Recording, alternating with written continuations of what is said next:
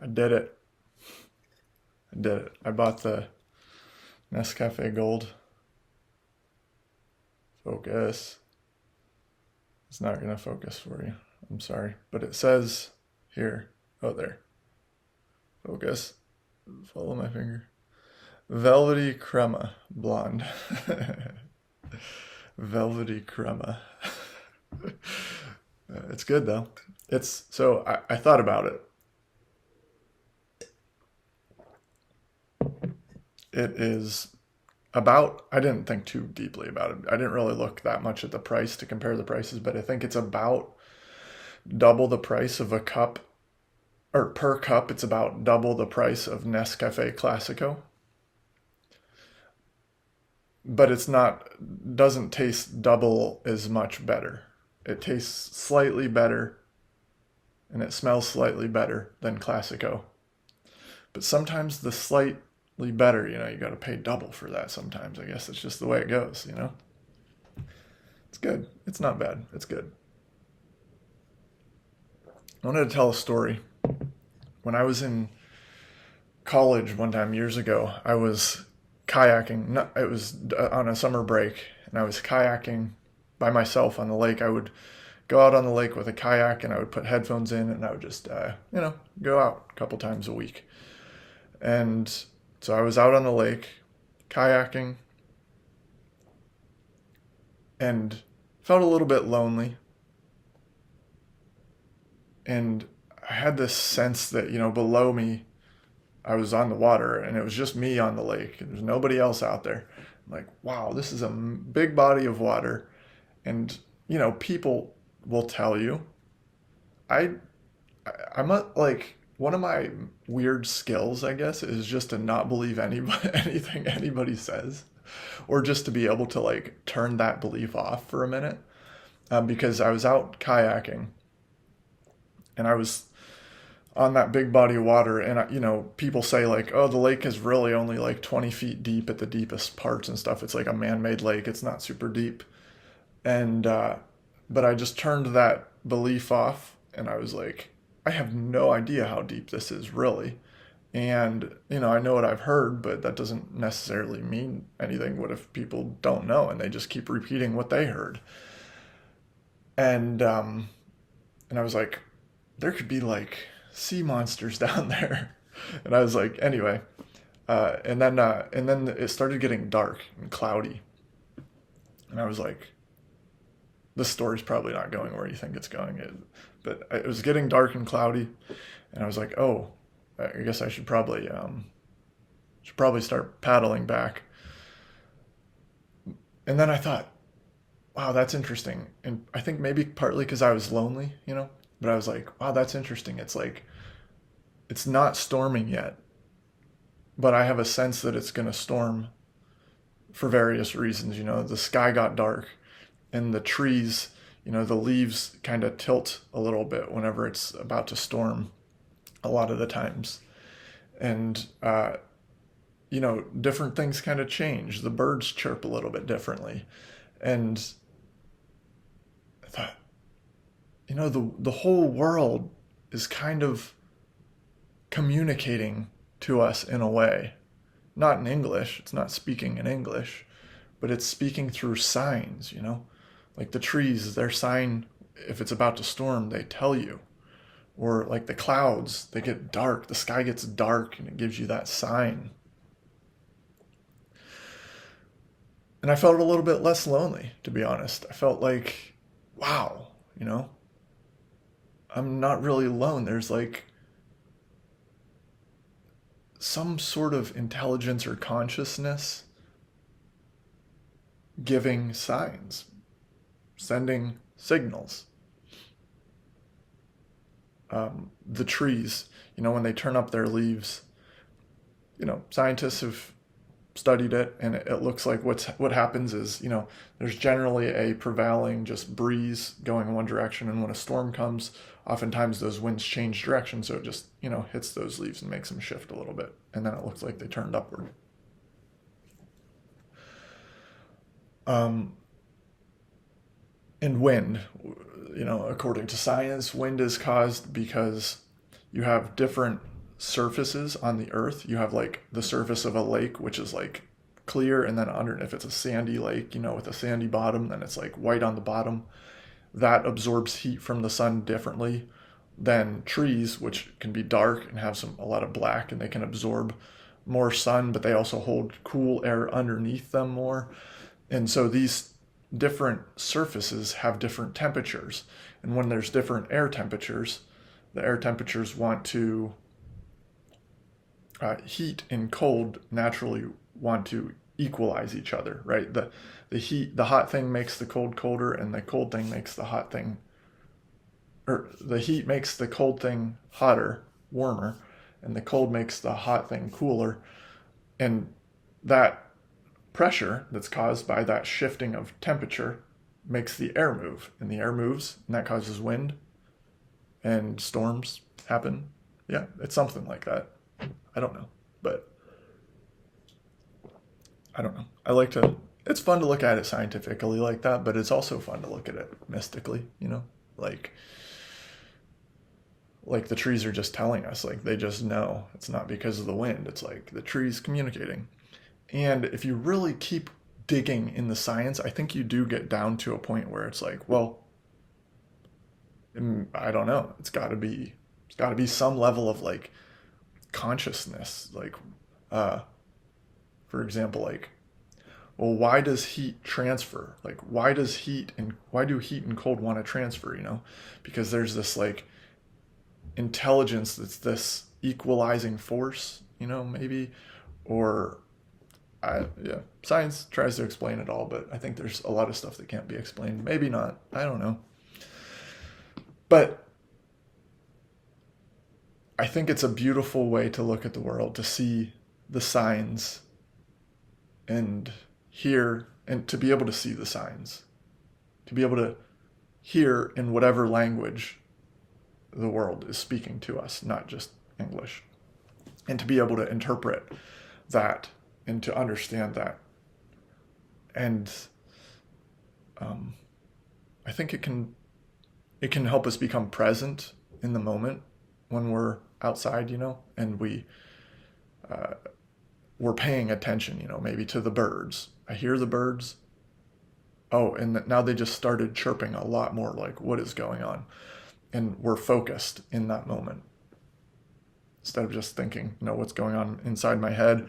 What work do I have to do today? What's going to happen next? That kind of thing. And in that present state of being it's not necessarily, the present's fleeting, right? But that state of being absorbed closer into reality can be very refreshing, very spiritual, and have all kinds of positive health benefits. And it's kind of like being mode versus doing mode. We can just be, instead of having to do something or think of what we have to do next, try and meet some goal, some deadline. We're just being. We're just listening to the birds. That's doing a little bit, but it's different.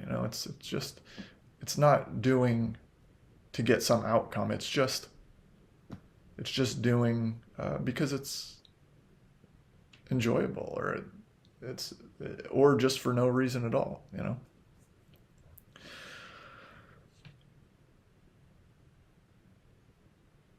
So more recently, that was years ago when I noticed that. More recently, people have been talking about enchantment, and I think it's because we have a very disenchanted culture, in a sense. Like, there's a lot of scientism, a lot of like atheism, a lot of like, we understand everything, or at least we can at some point eventually understand everything. There's nothing that we cannot know.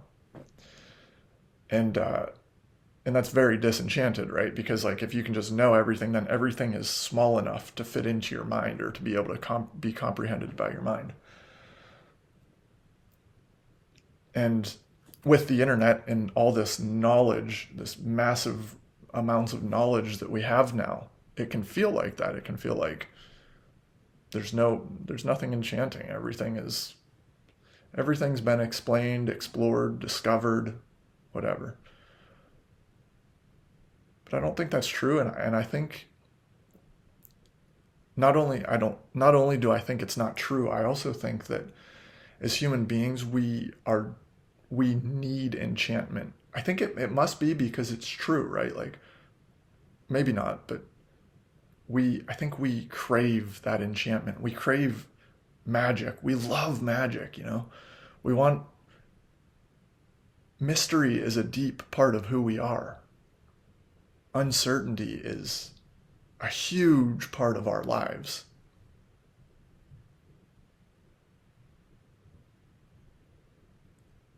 And so we've become very disenchanted, but the world is enchanting. And so there's this disconnect, I think. And so I'm seeing a lot of people now talk more about enchantment and embodiment and just kind of coming back to analog. Analog and digital are, there's an interesting difference between, like, a digital is like, you think of a digital clock. It goes from 1 minute to 2 minutes to 3 minutes. It's very 1, 2, 3, just like cut and dry. Whereas analog, it goes from 1 minute to 2 minutes.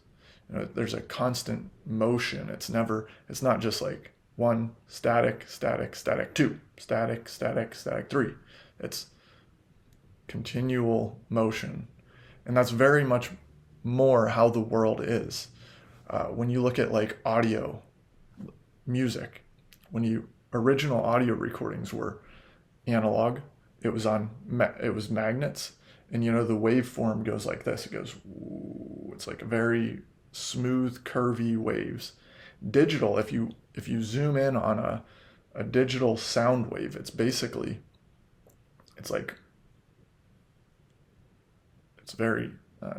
linear and square, geometric even. Whereas, I mean, this is geometric too because it's a shape, but it's very curvy and flowy, and I think that's more the way the world is, and we can reduce the analog to a digital form. But there's something there, even if we can't sense it with scientific instruments or with thermometer measurement tools, or with our eyes or ears or mouth. There's something in us that does see that or notice that something is missing when we've reduced everything to digital, because our world is analog. But anyway, that's kind of a little bit off subject. I guess the way we can get back to that, one way, is to see the signs and the things that come from the complexities of the world and the mystery. Things come out of that mystery at us, and it's like communications that we don't know to expect because they come from mystery. We don't know what's there, and then there they are. And I think it can be less lonely, for sure, in an enchanted world. And I think it could be that because we're so disenchanted, that could be part of the reason that so many of us face this deep loneliness. They say we're in a loneliness epidemic or whatever. So,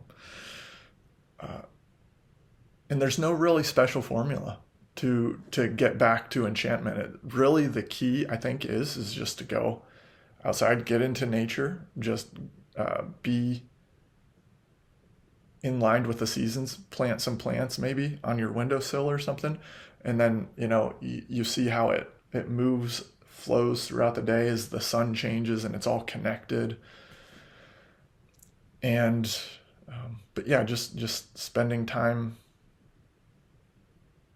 outside of the digital world, embodied, listening even to your body, the signs of your body, the feelings in your body. And